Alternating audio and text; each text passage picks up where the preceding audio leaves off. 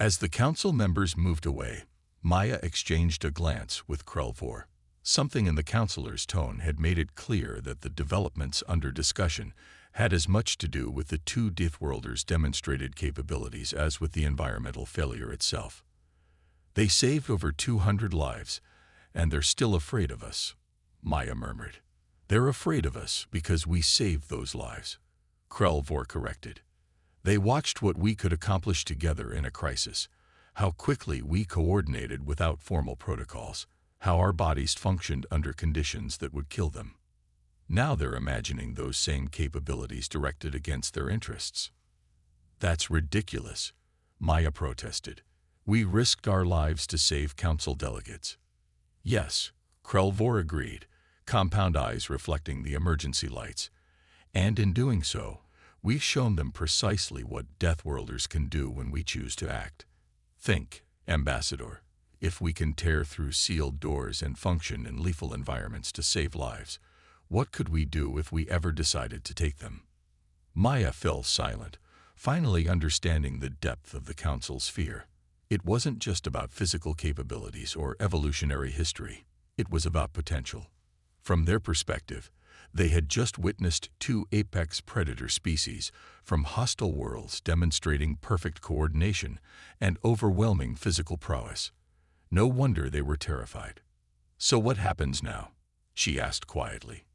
Now, Krelvor replied, we wait to see whether they decide we're too dangerous to keep around or too valuable to send away. As if in answer, the station's announcement system activated. Emergency Council session will commence in 1 hour. The presence of the human and Valkyrie representatives is formally requested. Maya sighed, pulling the thermal blanket tighter around her shoulders. Something tells me this wasn't in any of our diplomatic briefings. Welcome to Galactic politics, Ambassador, Krelvor said, mandibles clicking in what she now recognized as rueful amusement. At least it's never boring. The concerns raised by Ambassador Terrell and others are not without merit. Valorous continued smoothly, color fading back to a neutral blue. Species evolving from high-stress environments tend to exhibit problematic traits: aggression, territorial impulses, risk-taking behaviors, survival adaptations, Maya corrected quietly. Indeed, Krelvor agreed. Adaptations your species never needed on your garden worlds. The chamber erupted in offended murmurs. Maya realized she'd inadvertently gained an ally, though perhaps not one that would make her job easier. Humans have demonstrated remarkable restraint. Maya pressed on. Our first interstellar missions were scientific in nature. Our colonies are peaceful. When we detected your communication networks, we spent decades learning your languages before responding. And yet, a new voice joined in, this one belonging to a being resembling a tall, thin humanoid with paper-white skin and enormous eyes. Your historical records show constant warfare. Your entertainment glorifies violence. Your physiology is designed for endurance hunting, literally chasing prey until it collapses from exhaustion. A horrifying evolutionary strategy. Commander Jackson stepped forward. With respect, our historical records also show remarkable cooperation, scientific achievement, and artistic expression. Judging us solely by our evolutionary history seems reductive. The human speaks truth, Krelvor said. Did you study Valkyrie poetry before dismissing us as savages? Did you examine human music before classifying them as predators to be feared? Maya shot the Valkyrie a grateful glance, surprised by the support. This discussion grows circular, Valorous declared. The decision has been made. Humanity will be granted observer status for a probationary period of 3 standard cycles. Ambassador Chen will represent Earth's interests. A formal reception will follow these proceedings. With a wave of elongated fingers, Valorous signaled an end to the debate. As the chamber began to empty, Maya approached Captain Krelvor. Up close, the Valkyrie was even more imposing, the exoskeleton reflecting the chamber's light with an almost metallic sheen. Thank you for the support, Captain, Maya said. It was unexpected. Krelvor's mandibles clicked rapidly. The Council fears what it doesn't understand, Ambassador. They look at our biology and see only potential threats, not potential allies. You've been dealing with this for 8 cycles. Indeed, they watch us constantly, waiting for signs of aggression. When a Valkyrie worker accidentally damaged a Council artifact last cycle, 3 security teams responded with weapons drawn. Had it been an Illyrian who caused the damage, they would have simply filed a maintenance request. Maya sighed. So much for enlightened interstellar cooperation. Oh, they cooperate beautifully, Krelvor responded, with species that evolved on gentle worlds with few predators and stable climates. The rest of us. The Valkyrie made a gesture Maya couldn't interpret. Ambassador Chen. Commander Jackson interrupted. We're expected at the reception. Of course. Maya turned back to Krelvor. Perhaps we'll continue this conversation later. I would welcome that, Ambassador. We Deathworlders should understand each other, even if no one else does. The reception was held in a vast chamber with transparent walls, offering a spectacular view of the cosmos. Representatives from dozens of species mingled, consuming refreshments from carefully segregated serving stations to accommodate wildly different biochemistries. Maya accepted a glass of something her scanner identified as safe for human consumption, a fruity, effervescent liquid that tasted better than she expected. She moved through the crowd, making introductions and engaging in the diplomatic small talk her training had prepared her for, though the undercurrent of wariness from most delegates was impossible to miss. She had just finished a stilted conversation with a representative of a gas giant species when a commotion erupted across the room. A tall, spin-bleed maintainer robot had malfunctioned, its manipulator arms spinning wildly and knocking over several delegates. As one arm swung toward a small, fragile-looking being, Maya reacted instinctively. She launched herself across the intervening space, diving to push the alien clear. At the same moment, one of Krelvor's clawed hands shot out, catching the robot's arm mid-swing with enough force to crumple the metal. The entire reception fell silent. Maya checked on the being she'd saved, apparently unharmed but staring at her with enormous, frightened eyes. She became acutely aware that she'd just sprinted across the room and tackled an alien diplomat in full view of the Galactic Council. Krelvor still held the damaged robot arm, having torn it completely free from the malfunctioning unit. Security personnel rushed in, surrounding both Maya and the Valkyrie with what were unmistakably weapons. "Stand down," instructed the lead security officer, a being with reflective scales and multiple limbs. "Release the component and step back." Krelvor dropped the mangled arm with deliberate slowness. "The machine malfunctioned. I prevented injury." "As did I," Maya added, helping the small alien to its feet. "Are you all right?" The being she'd saved trembled visibly. "You moved so fast. And with such force."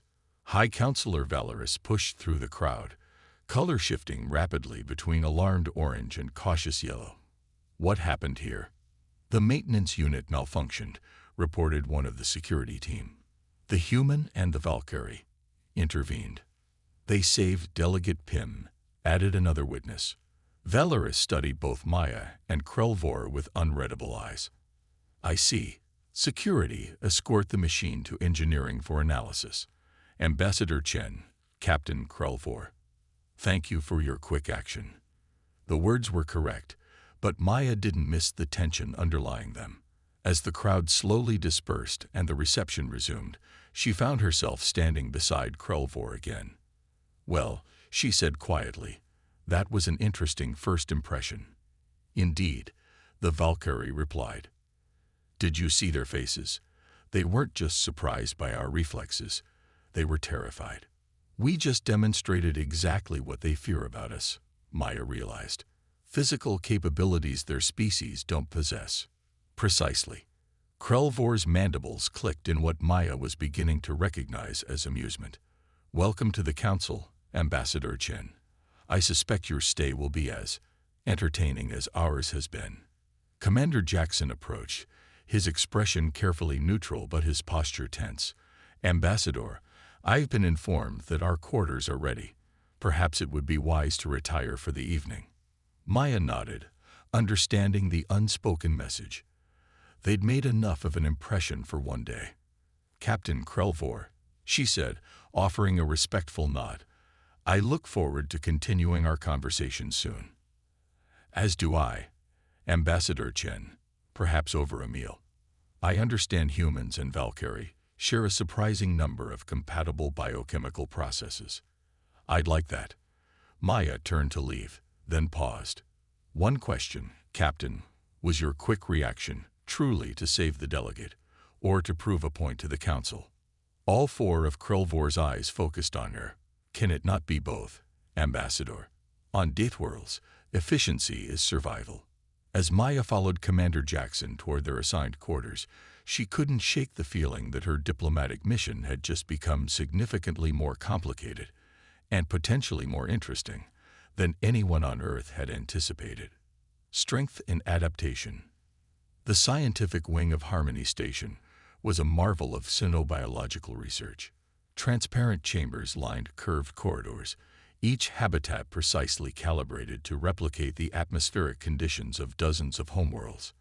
Maya Chen found herself the object of study in one such chamber, her vital signs monitored as she completed a series of physical tests under the watchful eyes of the Council's Scientific Assessment Committee. "Ambassador, please repeat the endurance trial," requested Dr. Nelix, a Thurisian whose translucent skin revealed the complex circulatory system beneath. The being's voice held a note of disbelief. Maya suppressed a sigh and returned to the treadmill-like apparatus. She'd been running intermittent sprints for nearly an hour, and while she was certainly feeling the exertion, she wasn't nearly at her limits. As a former Olympic pentathlete before turning to diplomacy, her physical capabilities were impressive even by human standards. "Dr. Nelix," she said as she increased her pace again, "I've complied with every test in your assessment. When might I expect to return to my diplomatic duties?" The Thurisian's skin flushed with bands of purple embarrassment. Maya had learned. "Just a few more readings, Ambassador. Your species' physical parameters are unexpected." In the adjacent chamber, visible through a transparent partition, Captain Krelvor was engaged in strength assessments that made Maya's trials seem trivial. The Valkyrie lifted weights that would have crushed most humans, kitten-covered muscles flexing as four arms worked in perfect coordination. "Remarkable," murmured another scientist, this one a floating, gas-filled entity contained in an environmental suit. Both species demonstrate physical resilience far beyond standard baseline metrics, yet through entirely different evolutionary pathways.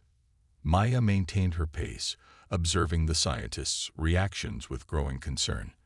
What had been presented as a routine medical examination was clearly something more, a comprehensive evaluation of Deathworld capabilities that bordered on threat assessment. When the tests finally concluded 2 hours later, Maya found Krelvor waiting outside the scientific wing. "Ambassador," the Valkyrie greeted her. "I trust your examination was as intrusive as mine." "Exhaustive is the word I'd use," Maya replied, falling into step beside the towering insectoid. "Though I get the distinct impression they were more interested in our potential as threats than as allies." Krelvor's mandibles clicked rapidly. "Of course, the Valkyrie went through the same scrutiny when we first arrived. They catalog our strength, speed, and endurance as one might document the capabilities of a weapon system. They entered a lift that would take them to the diplomatic sector, momentarily alone.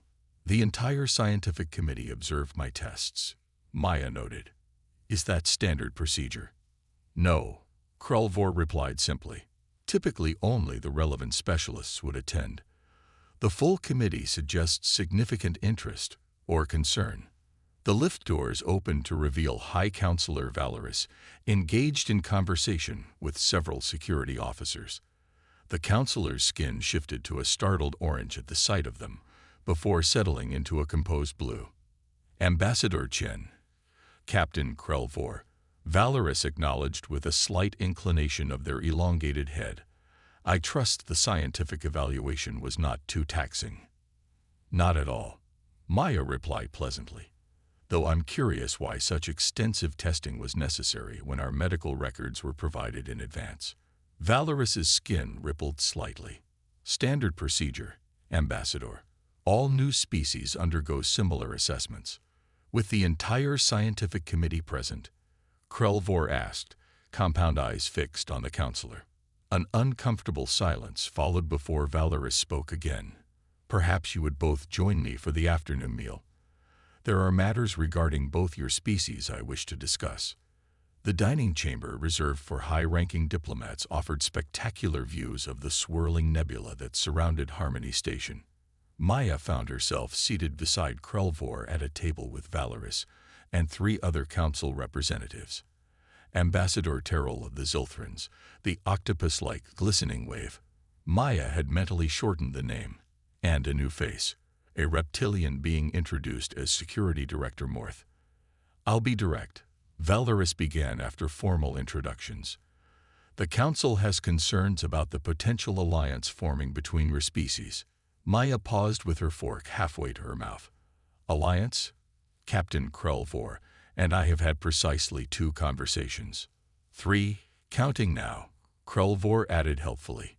Yet you both immediately cooperated during yesterday's incident with the maintenance robot, Director Morth observed, reptilian eyes unblinking, without communication. As though you instinctively understood each other's intentions. We both reacted to protect a delegate in danger, Maya said carefully. I'd hardly call that an alliance. Ambassador Terrell leaned forward, gravelly voice accusatory. 2 Deathworld predator species, naturally aligned against what you perceive as common opponents. Surely you see our concern. Maya set down her utensils, diplomatic training battling with rising irritation. With respect, Ambassador, you're creating conflict where none exists. Humanity seeks peaceful relations with all Council species. As do the Valkyrie, Krelvor added. 8 cycles without a single aggressive action, despite constant suspicion.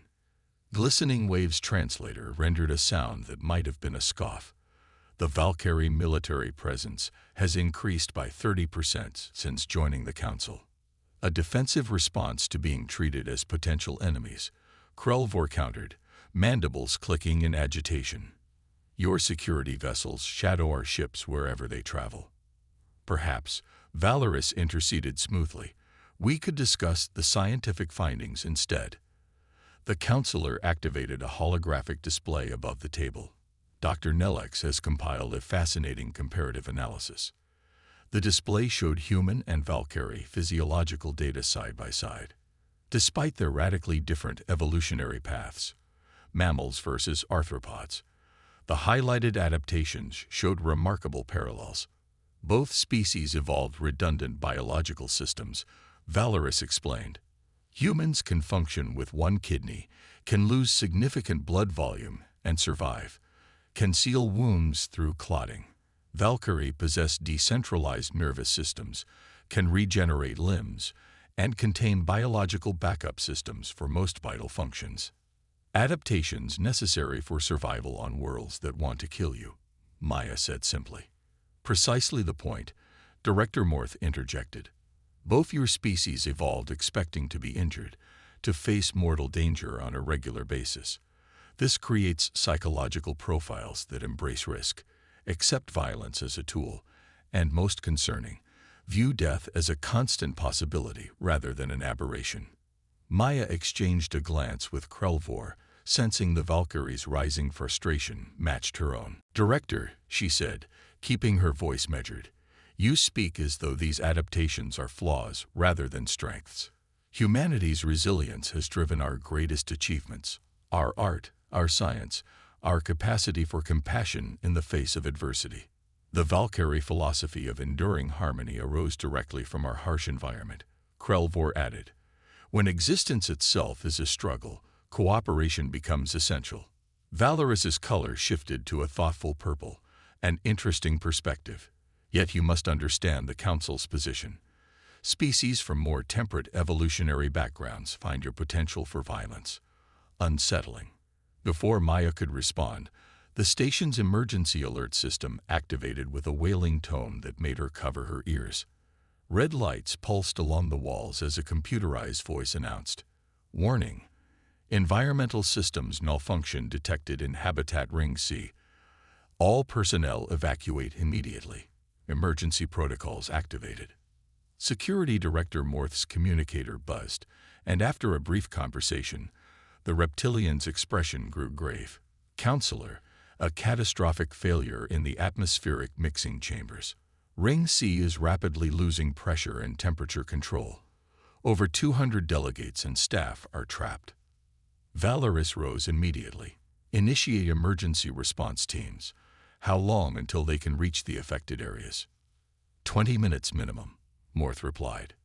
"The direct access corridors are compromised." "Which species are housed in Ring C?" Maya asked, already standing. "Primarily Nilarians and Zith," Morth answered. "Neither adapted to temperature extremes or pressure variations." Maya looked to Krelvor, who was already moving toward the door. "Captain, Earth standard is what? 0.9 of Valkyrie gravity tolerance. And we can both operate in temperature ranges that would incapacitate most council species," Krelvor confirmed, understanding immediately. Maya turned to Valoris. "We can help. Now." The counselor hesitated for only a moment before nodding. "Director Morth, provide them with emergency access and equipment." Minutes later, Maya and Krelvor were racing through maintenance tunnels toward Ring C, each carrying emergency environmental stabilizers. Maya had stripped down to her athletic undergarments, knowing her formal attire would only restrict movement. Krelvor moved with surprising speed and agility for such a large being, chitinous exoskeleton gleaming under the emergency lighting. "The main junction should be ahead," Maya called out, checking the station schematics on her wrist display. Temperatures already dropped to -20 Celsius. "A mild winter day on the Valkyrie southern continent," Krelvor replied, "but lethal to Nilarians within minutes." They reached a sealed bulkhead marked with warning symbols. Beyond it, emergency lights illuminated a nightmarish scene. The vast communal space of Habitat Ring C was filling with a thick, freezing fog as environmental systems pumped inappropriate gases into the area. Through the haze, Maya could see figures huddled on the floor or desperately pounding on sealed emergency doors that had malfunctioned. "The system's reading the atmosphere as toxic," she said, examining the control panel. "It's sealed everything to contain what it thinks is a contamination. Can you override it?" "Not without proper authorization. We'll have to go in manually." Krelvor activated the manual release, and the bulkhead slid open with a hiss of escaping air. Immediately, the bitter cold hit Maya like a physical blow. She'd experienced extreme conditions in her athletic training, but this was at the edge of human tolerance. Beside her, Krelvor seemed almost unaffected, though frost immediately began forming on the Valkyrie's exoskeleton. "I'll take the central area," Maya said, her breath fogging instantly. "You go left toward the residence pods. Priority to the young and elderly." They split up without further discussion, each understanding what needed to be done. Maya sprinted toward a cluster of Nilarians, slender, graceful beings with translucent skin, now turning an alarming blue. Their delicate bodies were already shutting down in the extreme cold. Working quickly, she activated the first environmental stabilizer, creating a bubble of warmth around the group. "I'm Ambassador Chen," she explained as the nearest Nilarian looked up with enormous, confused eyes. "Help is coming. Stay within the field perimeter." Without waiting for a response, she moved to the next group, and the next. The cold bit into her limbs, her exposed skin burning with it, but she pushed through the discomfort. In her peripheral vision, she saw Krelvor doing the same, the Valkyrie's 4 arms allowing them to carry 2 Zith delegates at once toward a stabilized zone. Minutes stretched into what felt like hours as they worked through the habitat ring. Maya lost count of how many beings they moved to safety. Her fingers grew numb, her movements slower, but she pressed on.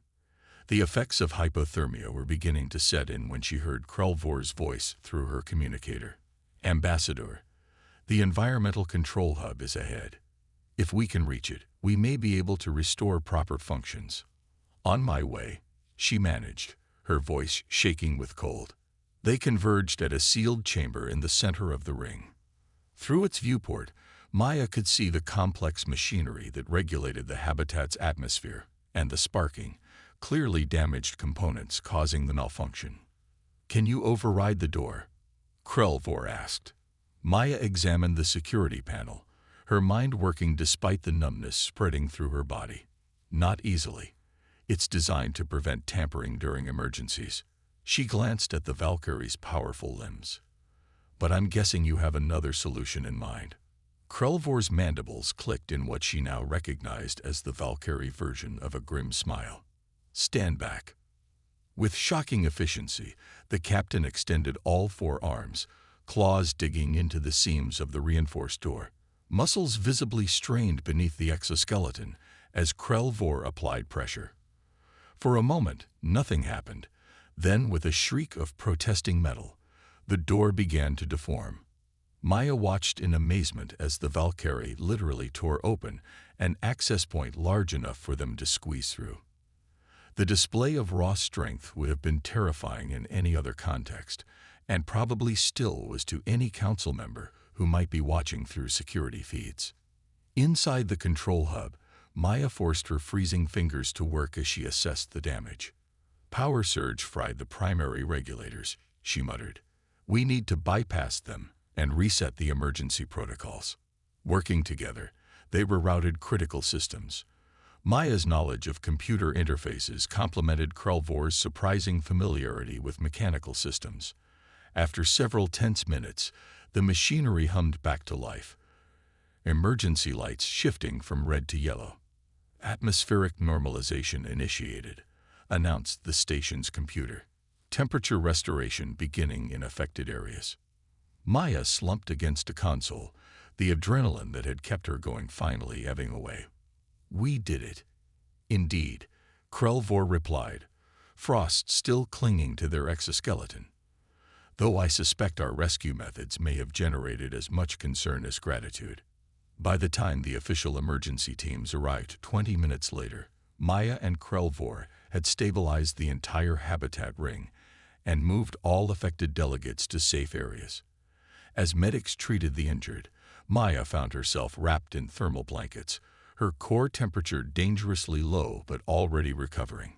High Counselor Valorous approached, accompanied by Security Director Morth and several other council representatives. Their expressions were unreadable, but Maya thought she detected a new wariness in their stance. "Ambassador Chen, Captain Krelvor," Valorous began formally. "The Council extends its profound gratitude for your intervention. Without your assistance, many lives would have been lost today." "We merely did what anyone would do," Maya responded through chattering teeth. "But that's precisely it," Morth interjected, voice low. "Not anyone could have done what you did. The environmental conditions would have incapacitated most council species within minutes." The security feeds recorded everything. Valorous added, color shifting through complex patterns. "Your physical capabilities, your decision-making under pressure, your methods of access." The counselor's gaze flicked to Krelvor, clearly referencing the forcible entry into the control hub. "You're welcome," Krelvor said simply. An uncomfortable silence followed before Valorous spoke again, voice careful. "A full investigation into the cause of the malfunction is underway. In the meantime, the Council has called an emergency session to discuss recent developments." As the Council members moved away, Maya exchanged a glance with Krelvor. Something in the counselor's tone had made it clear that the developments under discussion had as much to do with the two Deathworlders' demonstrated capabilities as with the environmental failure itself. "They saved over 200 lives, and they're still afraid of us," Maya murmured. "They're afraid of us because we saved those lives," Krelvor corrected. "They watched what we could accomplish together in a crisis, how quickly we coordinated without formal protocols, how our bodies functioned under conditions that would kill them. Now they're imagining those same capabilities directed against their interests. That's ridiculous, Maya protested. We risked our lives to save council delegates. First contact fallout. Dr. Maya Chen adjusted her formal diplomatic uniform for the 5th time, trying to ignore the stares from the various alien delegates as she walked through the grand corridor of Harmony Station. After 3 years of careful communication, humanity was finally being invited to join the Galactic Council, though invited seemed a generous term when she considered the barely disguised disdain in every message they'd received. Ambassador Chen, please try to relax. Commander Jackson walked beside her, representing Earth's military interests. Your heart rate is elevated. Well spotted, Commander. Maya's tone was dry. Perhaps it has something to do with representing our entire species to an assembly of advanced civilizations who seem to think we're one step removed from cave-dwelling primates. Jackson didn't smile. Just remember the briefing. They're afraid of us. Use that. The massive doors to the council chamber opened automatically as they approached. Inside, the circular room extended upward for what seemed like hundreds of meters, with tiered seating accommodating representatives from what her briefing had said were 47 spacefaring species. The lighting seemed calibrated for species with different visual requirements than humans, slightly too blue and too bright for comfort. The human representatives announced a melodious voice that seemed to come from everywhere at once. Maya strode forward confidently to the central podium, feeling the weight of thousands of alien eyes. The silence was oppressive. High Counselor Valorous, a tall, willowy being with iridescent skin that shifted colors with each movement, rose from the central seat. Ambassador Chen of Earth, Commander Jackson, the Council acknowledges your presence. The words were formal, cold. High Counselor, esteemed representatives, Maya began, her voice steady despite her racing heart. On behalf of Earth and all humanity, I thank you for this historic opportunity to. Before we proceed, interrupted a gravelly voice from one of the lower tiers, I must register the Zilthran Collective's formal protest at admitting yet another Deathworld species to these proceedings. Murmurs rippled through the chamber. Maya maintained her diplomatic smile, though her hands tightened slightly on the podium's edge. Ambassador Terrell, your objection is noted, Valorous responded, but the decision has been made. The humans have achieved faster-than-light travel and have colonized 3 systems. By our own charter, they qualify for observer status. Another delegate stood, this one resembling something between an octopus and a jellyfish, floating in what appeared to be a personal atmosphere chamber. First the Valkyrie, now these humans. 2 Deathworld species admitted in less than a decade.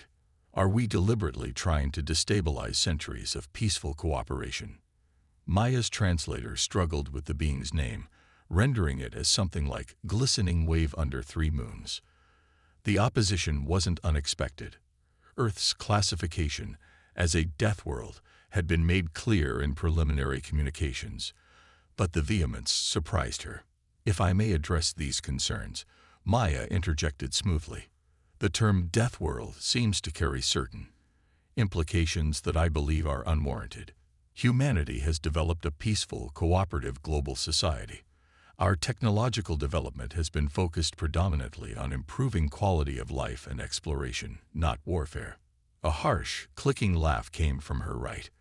Maya turned to see a being she instantly recognized from her briefings, a Valkyrie. Nearly 7 feet tall with a chitinous exoskeleton of deep crimson and 4 arms ending in clawed hands, the Valkyrie cut an intimidating figure. 2 sets of compound eyes regarded her with what seemed like amusement. They said the same about my people, human, the Valkyrie's translator rendered in a surprisingly melodious voice. 8 stellar cycles later, they still treat us as potential berserkers who might snap at any moment. The being stepped forward with surprising grace. I am Captain Krulvor of the Valkyrie Expeditionary Force. Valorous flashed an alarming shade of red. Captain, you were not recognized to speak. And yet I have spoken, Krulvor replied, mandibles clicking in what Maya suspected was the Valkyrie equivalent of a smirk.